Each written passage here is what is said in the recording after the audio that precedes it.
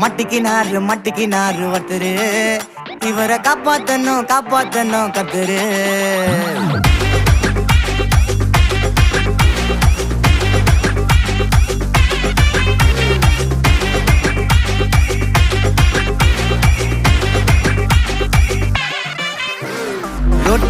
Road கடை குருமா, திரும்பி உனக்கு வந்து அச்சுது பாரு கருமா. வாஷிங் பவுடர் நிறுமா, கொஞ்சம் வாய சுவையும் பொத்துக்கிட்டு இருமா. ஓ நிலைமையத்தான் நினைச்சு சிரிமா. தக்காளி பிசிக்கி தொக்கு, மொக்க வாங்கிட்டடா செவுத்த போய் நக்கு.